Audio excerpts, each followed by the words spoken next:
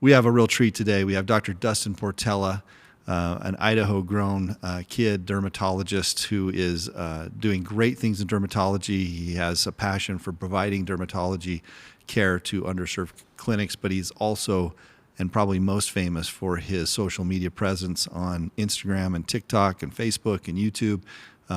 This guy's doing it all. Very community-minded, right here from the Treasure Valley. We're really excited to talk a lot about Dustin.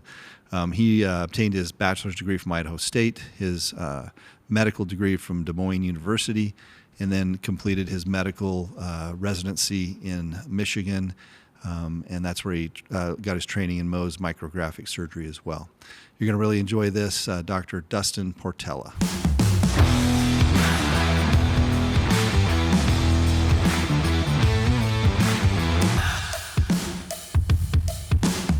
Dustin Portela, thank you for coming on. Dr. Dustin, the famous, we were just talking about. I thought they said, let's get our headphones on. Yeah. Because we got to start. Just got back from Coachella. I did, yeah. This like you said on the way in, it's kind of better than being a doctor. Yeah, I mean, don't get me wrong. I love being a doctor. Hey, I've said the same stuff. I do. And I don't think I'll ever stop seeing patients. Yeah. But to have the opportunity to go and do, super fun things and use that as a platform to educate people. Because, as a doctor, like, it's a one-on-one relationship. And it's the most sacred relationship you can have with a person. But when you can then step on social media and you can potentially teach millions of people something to better their health, it's really cool. You do it great. We're going to get into all of it. But before we, did you find that picture? Matthew's looking for a picture. All right. So I met you on the campaign trail. Yeah. It was our first time. Then we're kind of neighbors. Yeah, in we don't Kuna live now. too far. Don't Yeah. live too far each other. But more importantly, I followed you because you have a huge following. Yeah. It's become a big thing that you do. But before we kind of get into all that, tell us a little bit about you, growing up, school, how you settled here in the Treasure Valley. Yeah. I grew up in southeast Idaho, a little town called Firth. My dad was a science teacher, so kind of instilled in me a love for science and really wanted me to, choose whatever I wanted to do, but it was always like health professions.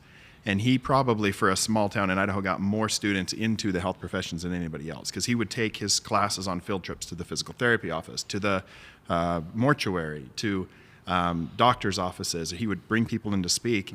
And he set up this program through Idaho State University with Trent Stevens, who was his professor, to start taking his high school class into the cadaver lab at the end of the year after everybody's been dissected. And I started going with him in middle school. You didn't get to dissect? I didn't get to dissect, but we would poke around, we'd put gloves on, and we would try to determine the potential cause of death. And so from an early age, I was exposed to human anatomy, and I really loved it. And so I always wanted to do something in the health professions. Ended up going to medical school, and there's funny stories about that decision we can get into if we want, but I wanted to do emergency medicine when I went to medical school. That was the plan. And all emergency medicine docs want to be dermatologists, just so you know. So I like to tell people that, end of dermatology third year, is the hardest thing to get into. It's a challenging. So what happens? Yeah, you get to the thing and you're like, okay. So I knew it's hard. If I was going to do emergency medicine, I wanted to go to the best program. I wanted to get exposed to all the trauma, whatever it was. So I knew I needed to do well in school, and I needed to crush my board scores, because I didn't want to be at a program where I wouldn't get exposed to everything that I need to.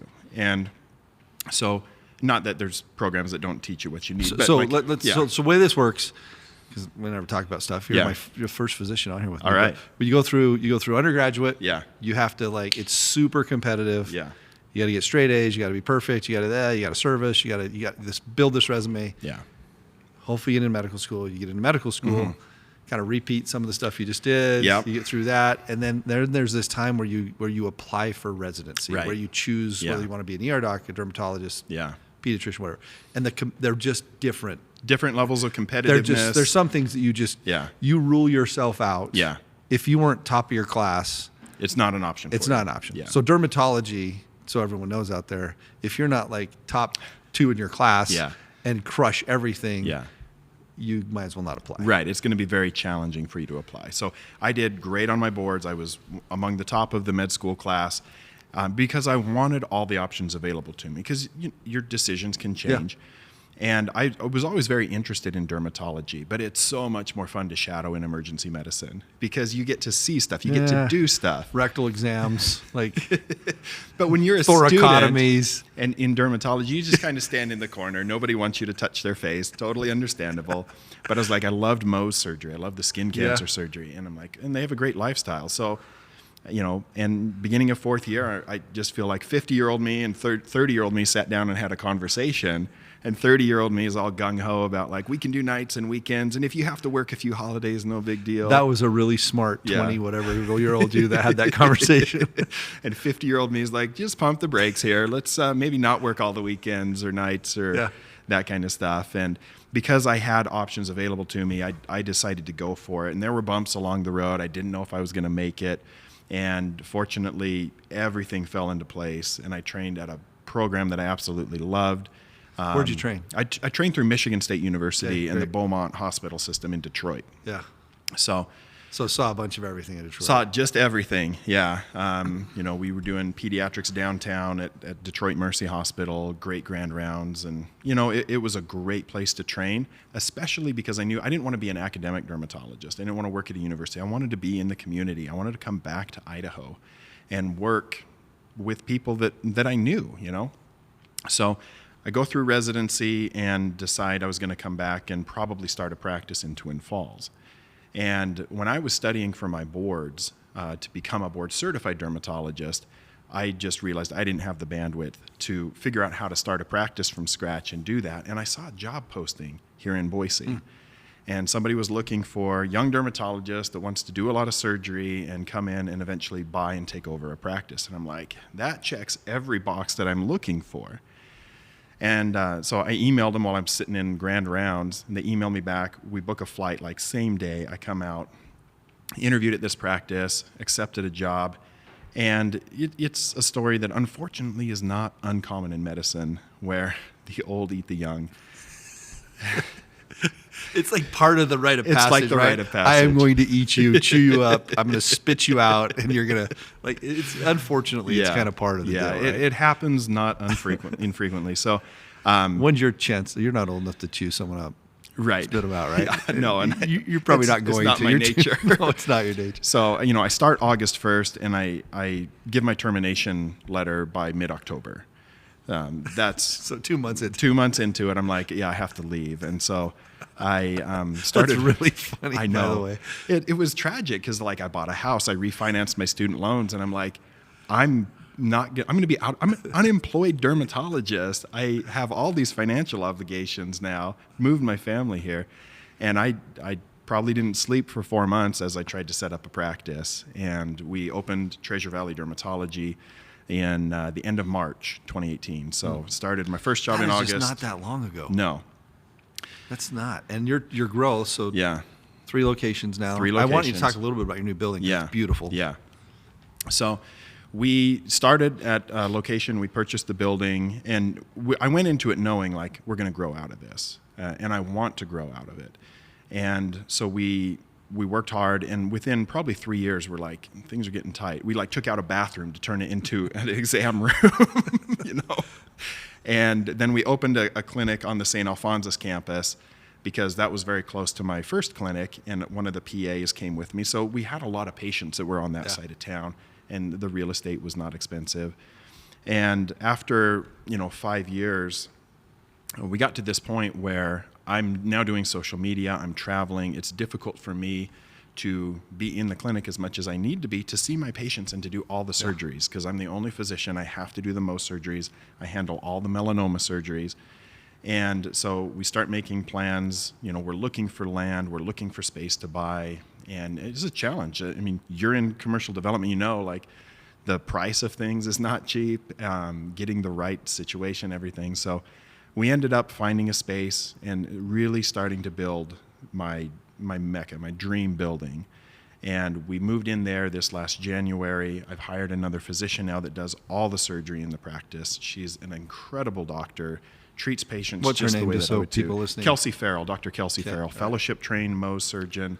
And that's challenging. It's scary to bring in another doctor into this is my baby, and I'm going to give up control of something that I've built and this whole part of my practice in surgery. And it couldn't be a better So fit. we don't forget this. So I get people all the time that call and want a dermatologist. It's a Yeah. hard thing to get into.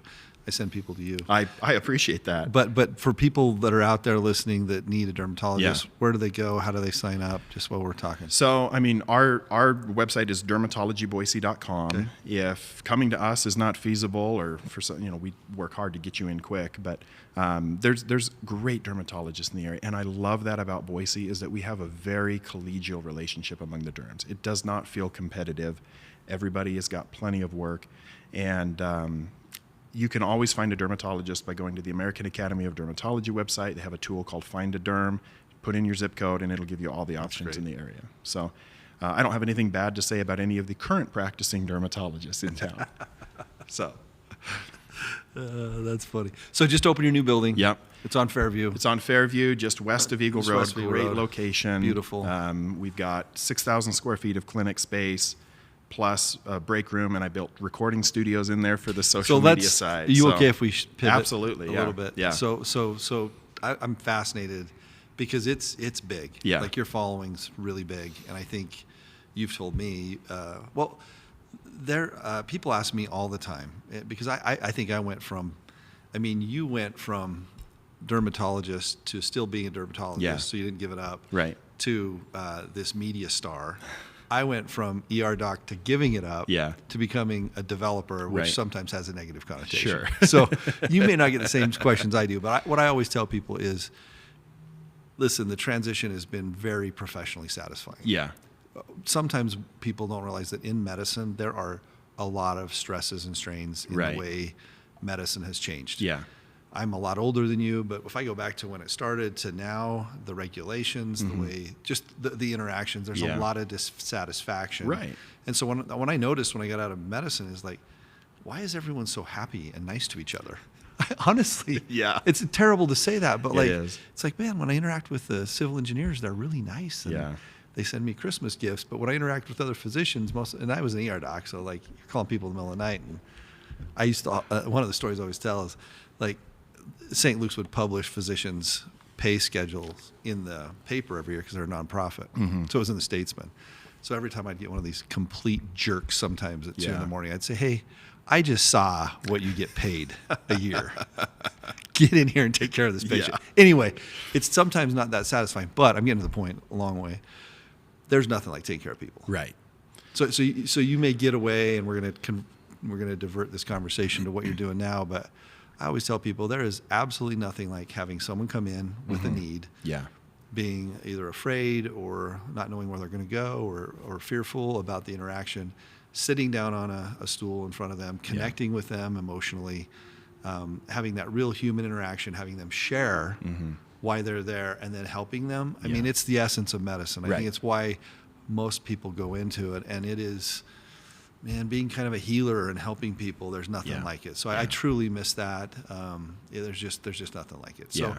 I get people all the time say, "Well, you left medicine. Would you encourage me to go in?" I'm like, "Heck yes." Yeah. It's amazing. It's awesome, and I didn't even intend to leave. So, Right. But any thoughts on that? Because you're doing that less and more of this other stuff, Yeah. and then tell us about the pivot you made. Yeah. So, I mean, it's one of the coolest relationships you can have with somebody, to get them to trust you with their life, with their health. And the challenge is that so many other entities and organizations have tried to insert themselves inside that patient-physician relationship. And when you are there face-to-face with someone and you're telling them, this is the medicine you need, or this is the procedure that you need, or this is the imaging test that we need to order for you, and then you find out from somebody sitting in a cubicle somewhere that, well, we can't do that, we have to do this. They're making decisions for the life of that patient that they didn't sit down and listen to that patient. And that is the frustrating part. And that's what I think drives a lot of people out of medicine. Or if they're in medicine still, they get burned out, and it just doesn't give that satisfaction that really is at the core of what we try to do. So I was just thinking of something while you were talking. It happened dozens of times in my career where you have to walk in a room and deliver bad news about cancer, the C word, right? Yeah. But for you, that's part of your practice, yeah, right? it's a daily experience. A daily experience of going in, and then that word is so frightening to so Yeah. many. And some of the skin cancers, I'm going to ask you about at the end of this, but some of them are very, very, very serious. And so talk about that. Yeah. You know, fortunately, the bulk of what we see are basal cell carcinoma, squamous cell carcinoma, rarely lethal, but they can be disfiguring to somebody when you're removing portions of their ear, lip, nose, around their eyes. And so there's certainly challenges with it, even if it doesn't pose a risk to their life. But very frequently, multiple times a month, we're calling somebody, and I always make those phone calls personally. I don't let my staff tell somebody that they have melanoma, and I walk through that diagnosis. We talk about, here's what's going to happen next. I have a plan for you, and we're going to do this. We may need to refer you here. And then I repeat the part of the diagnosis again, because some people shut down when they hear that word and they can't think, they can't comprehend what you're going to say after that. And so we get them in for a consult very quickly, reiterate the plan, always ask if they have questions, and then we are the quarterback on that. If I have to refer them to surgical oncology, I still see it as my duty to make sure everything happens to that patient that needs to happen, because I will not let them fall through the cracks. That's fantastic. That's great. Okay, So, tell us about the move now. yeah. So I started a practice, not making any money, not paying myself forever. And I decided, I mean, I don't have a budget for marketing, so I'm going to get on social media because I can post videos for free. And so I start posting on Instagram, and not much is happening. A friend tells me about this book. I read this book by Gary Vaynerchuk, who went over all the different social media platforms. And in the book, one of the things he said is, like, you have to get on TikTok if you're trying to build a personal brand. And I'm like, I just want people in my clinic. I'd like to, like, make a paycheck someday.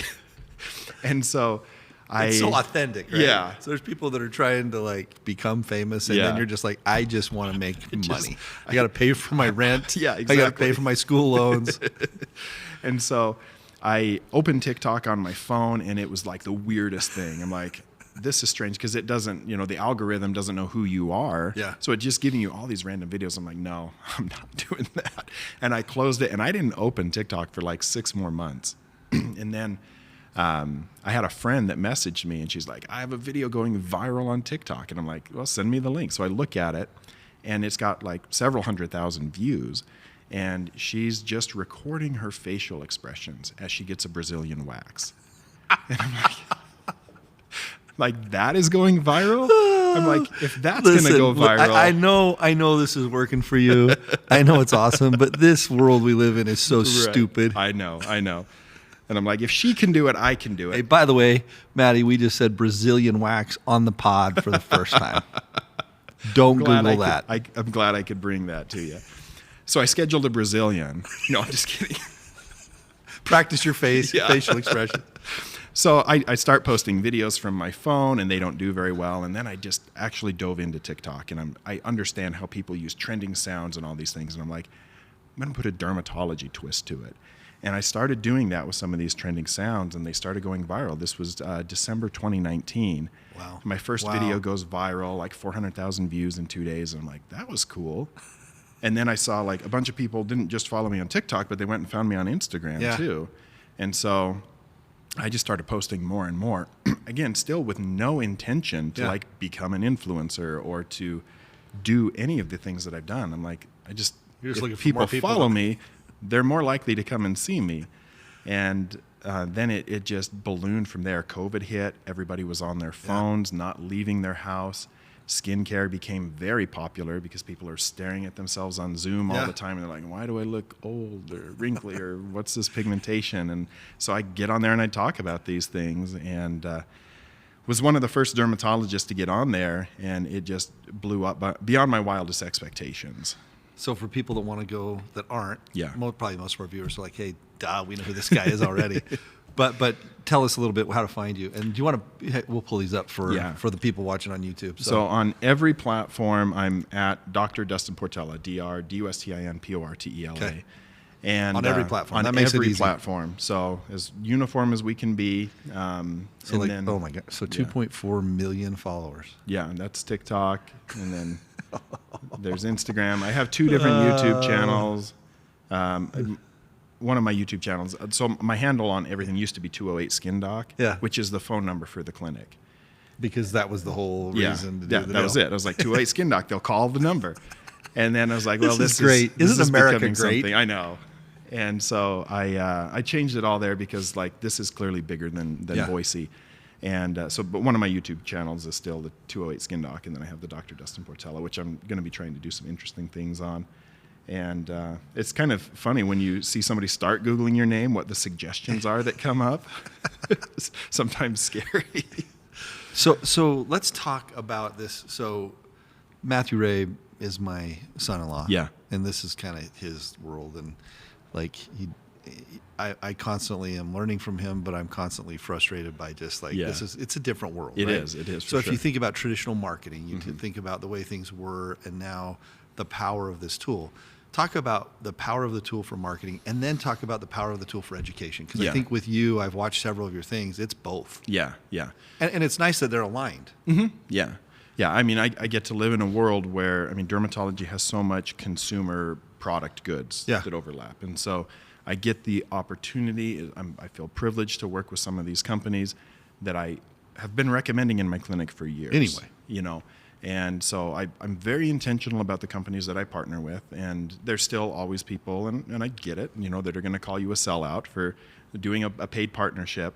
But if for the amount of time that I would spend love to on know there, who those people are. Yeah. I guarantee you those people didn't have to work as hard as you did to get through all this. Right. They don't remember the eating ramen and Yeah, exactly. putting $2 of gas in your car because you're going through school for your 14th year. Right, exactly. That's a sellout. Give me a break. Yeah, give me a break. So, but doing that allows me to spend the time doing the education. Yeah. And so I can do a paid partnership.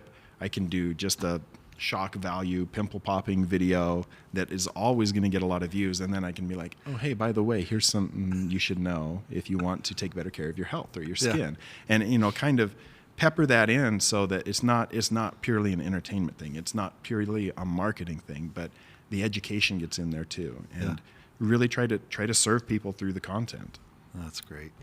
So you have a studio in your new office. Yep. You do most of your own recording there. Yep, I do all my own recording. When I travel to location, sometimes I'll have a videographer with me, and then at this point, just because of the volume of it, the number of platforms that I'm on, I outsource most of the editing. And that saves a ton of time and makes my wife happier. So, wow. Well, it's a big deal. Yeah. I mean, and then talk a little bit about your podcast too.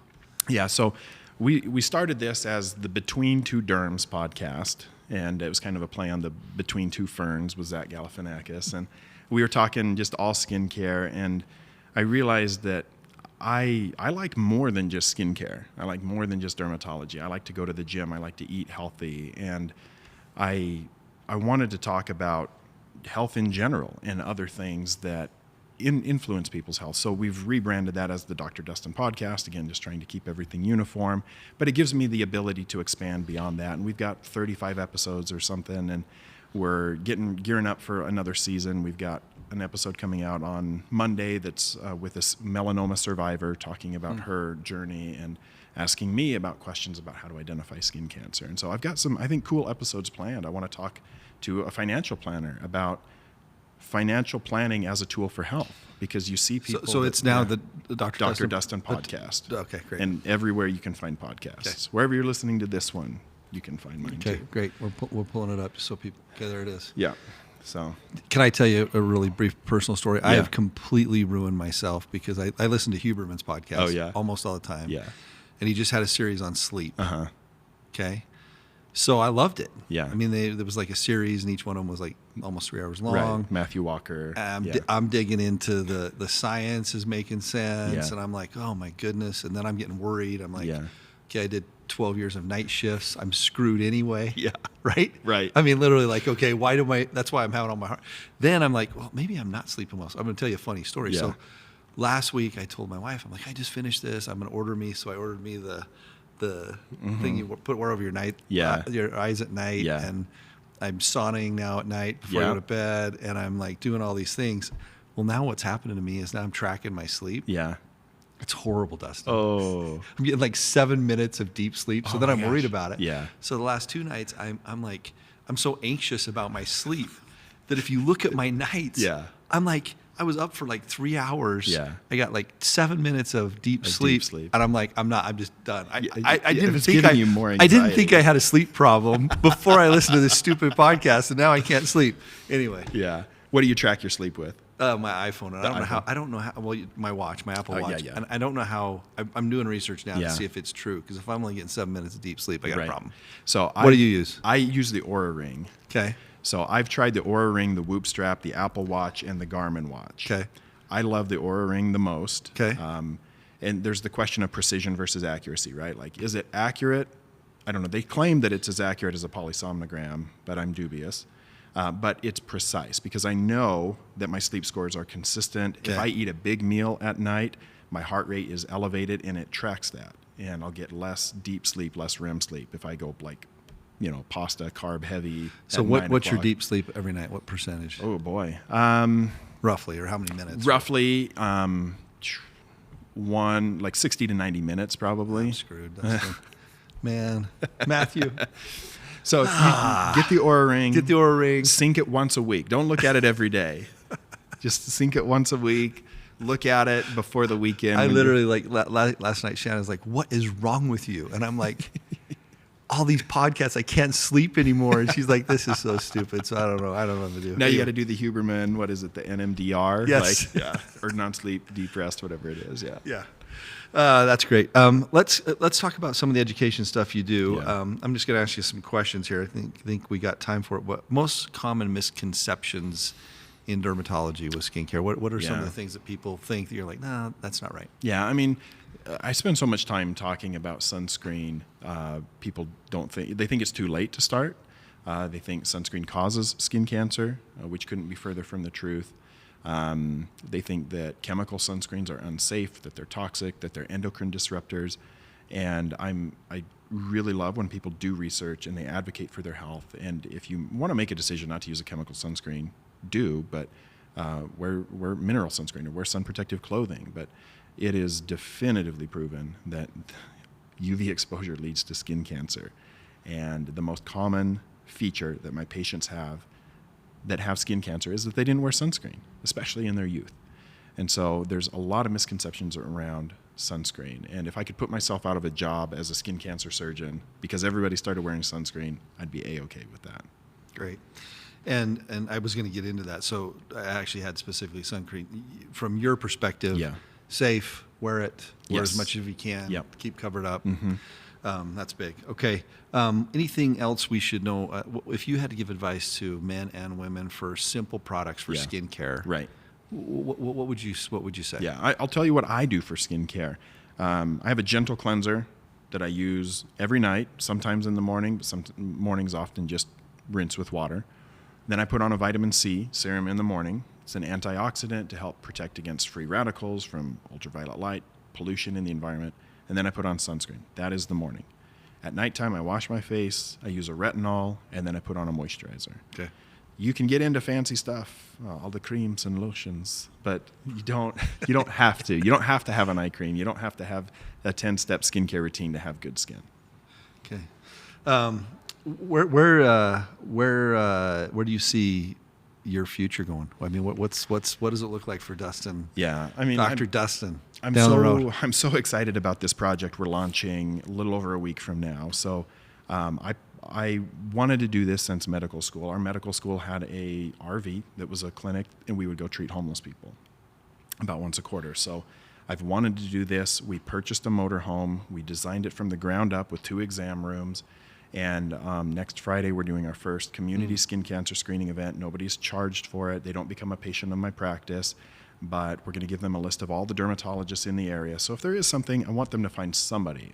I'm not trying to make this as a marketing for my practice. My name's on there, my practice name's on there, so it is marketing, but we want to prevent skin cancer or catch it as early as possible. And we're going to do these community skin cancer screening events throughout the summer. And then I'm going to hit the road. I'm going to go to rural Idaho, and I'm going to go to places where people have to travel 4 hours to see a dermatologist. We're just going to take the care to them.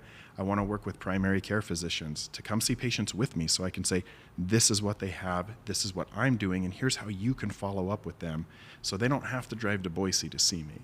We're going to film the whole thing. We're going to put it on YouTube. I'm just laughing here because you're like, I'm gonna educate primary care docs. So, Yeah. so this is me getting. So when you do derm as an ER doc, it's a very common thing that everyone comes into the ER Right. for. Yeah. I've had this rash. I've got this. I've got whatever, and it certainly is not an emergency, but Right. it's an emergency to them. Yeah. Right. And they oftentimes will wait 2 or 3 hours.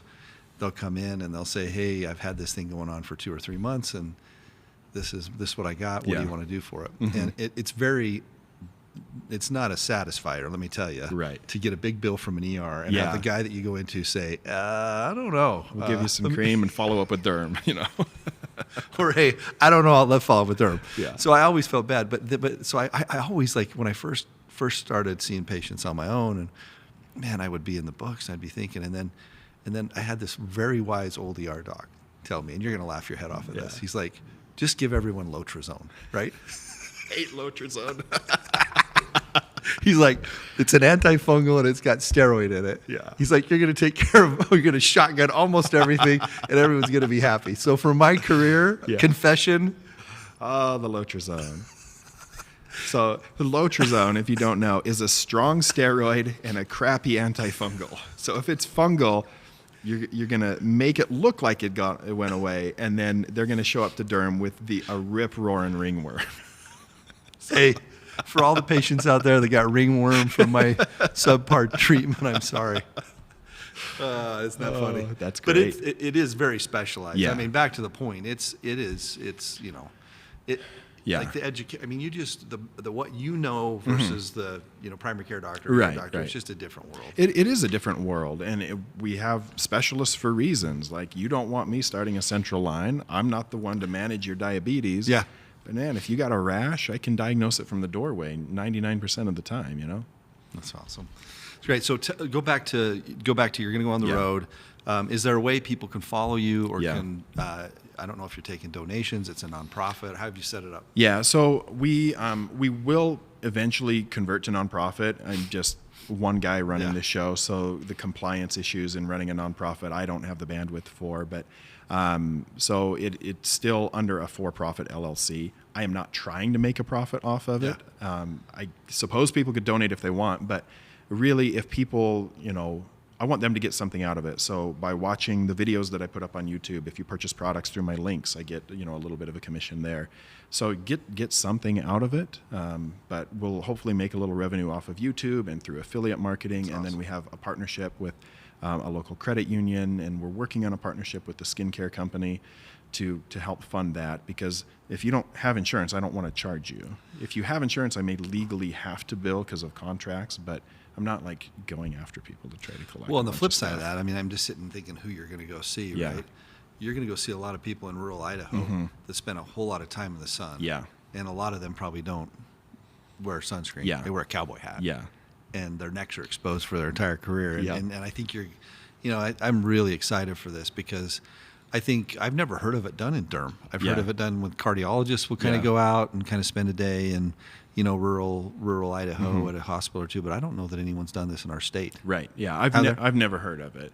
I've seen some skin cancer screening events, but they're usually companies that own it. Like, I've never seen a solo practitioner go out and do this. And I do just want to say, like, although we are filming this for YouTube, you do not have to be in a social media video to receive care. Like, I don't want anybody to be under the impression that there's any obligation to show up in a video. If you don't want to be on camera, you don't have to be on camera. Like, I want to just provide good care. And when I get the opportunity to educate, that's what we're going to do.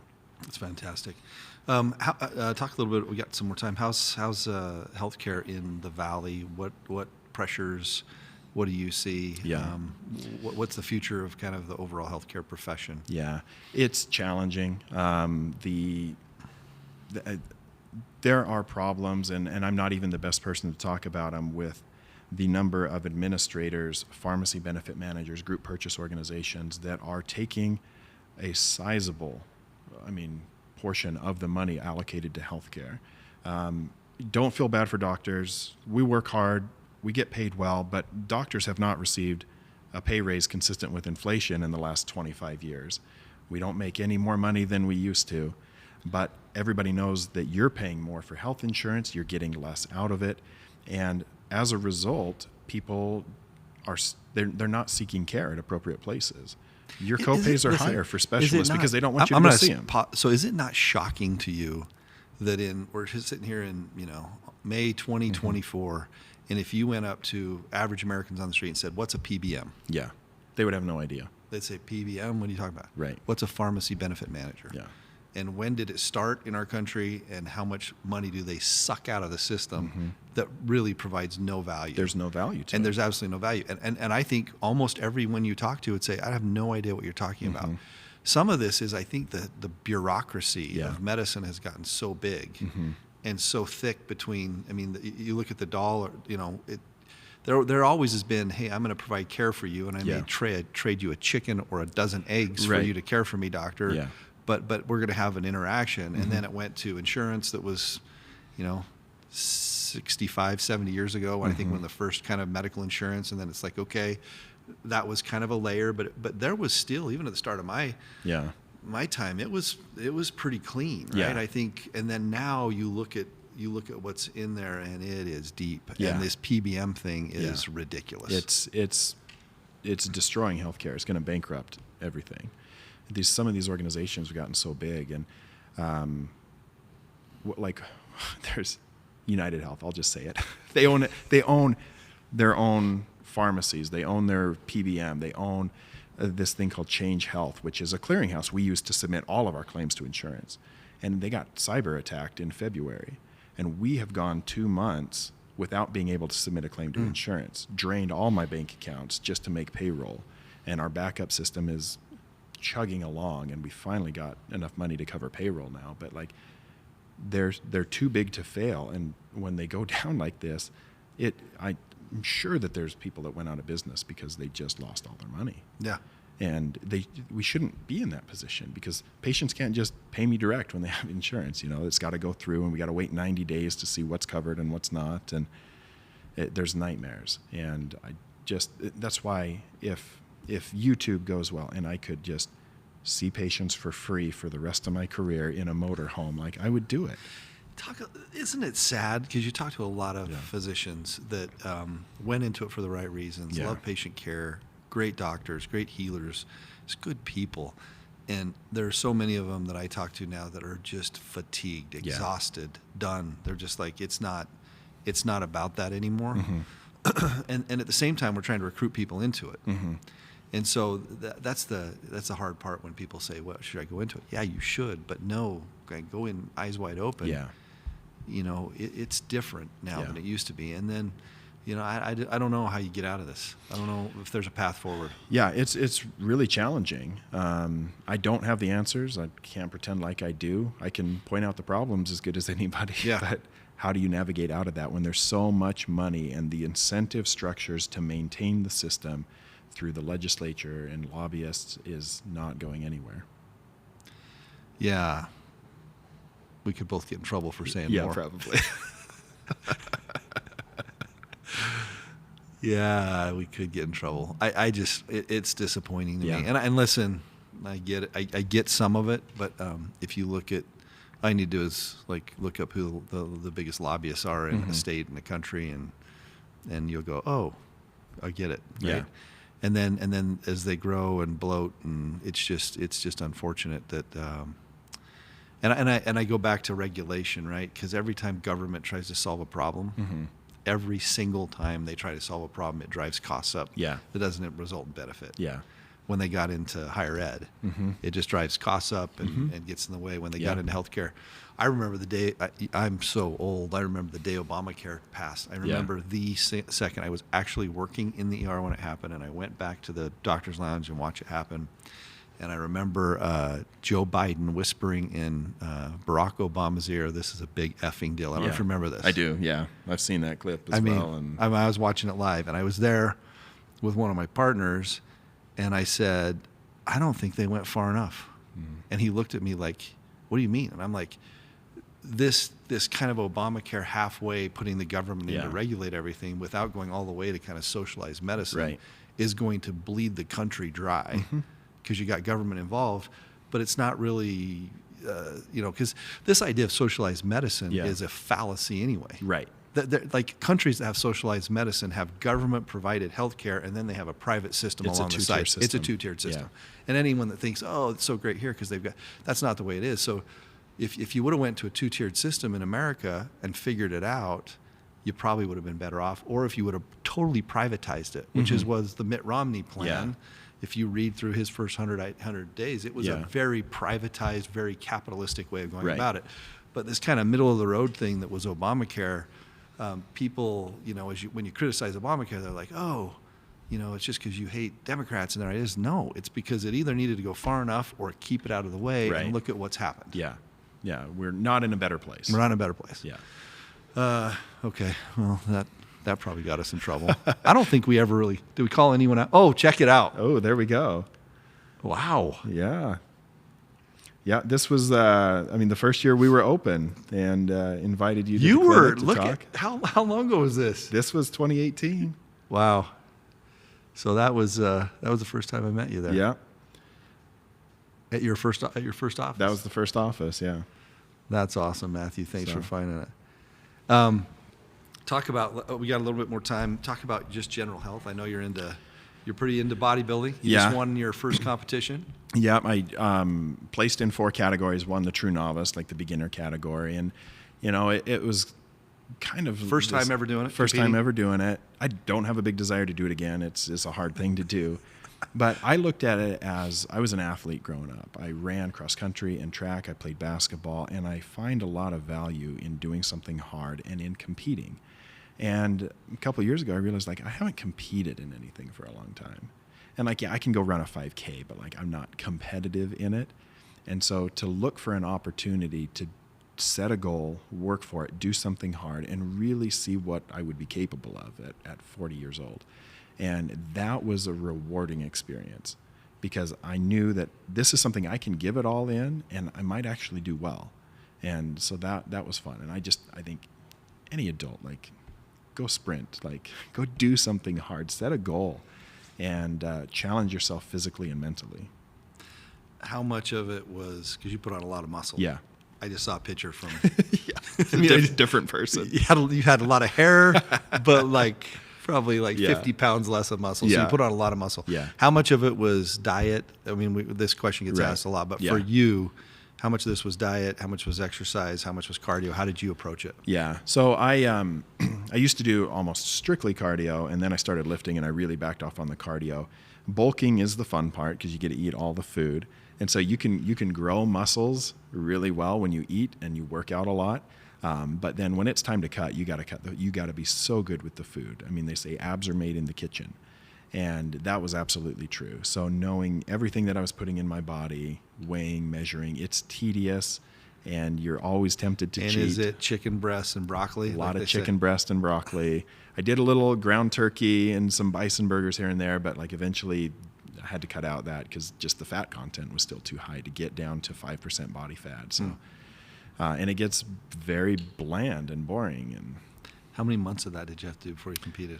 So I made the decision to compete in January. I bulked until June, and then I cut until October.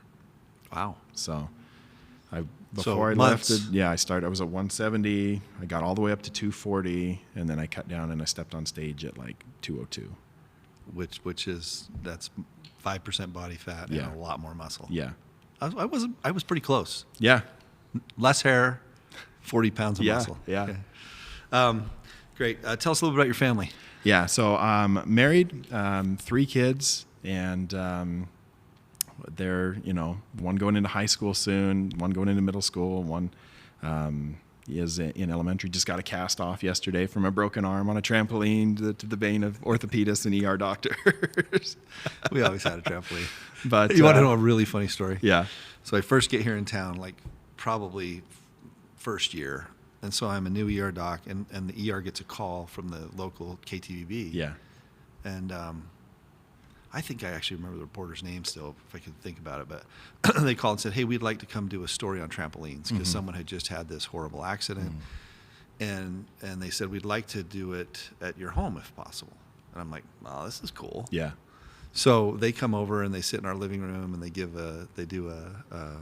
an interview on trampolines. And I said all the right stuff. Yeah. So afterwards, we go out in the backyard And my daughter, who's actually Matthew's wife, was a little girl back then. She was probably like 4 years old. And we had a trampoline up. Yeah. And I still had my microphone on. And it's this, I didn't know they were recording me. And she's on there and I'm like cheering her on and she's doing flips. I'm like, good job, B. And anyway, so we're excited to watch this thing go. And they tell this gut-wrenching story about a girl who fell off the trampoline and had this spiral fracture and how horrible it was. And it goes to showing the family had taken the whole trampoline, taken it apart, and it was in the corner of the backyard. Yeah. So that's the starting shot. Yeah. And then it goes to my interview. And then the breakout is me in the backyard telling my kid, great job. And it goes back, and they threw it back to the other anchor, and he's like, well, I'm not sure what we should take out of that story, but thank you. And I got called, like the pediatricians. Oh, my gosh. There was one main kind of grandpoobah pediatrician at St. Luke's who Yeah. was actually pretty arrogant. And he calls me immediately. He's like, what on earth are you thinking? What are you doing? And anyway, it became a joke. It took years for that to wear off. But it's kind of funny that you bring that up. So broke her arm? Yeah, my son broke his arm. Yeah, just stepping off the trampoline. The edges were wet, and like it was at Grandpa's house. Ours is in the ground. We try to make it a little safer, but yeah, his foot slipped and getting off the trampoline landed on his arm. So.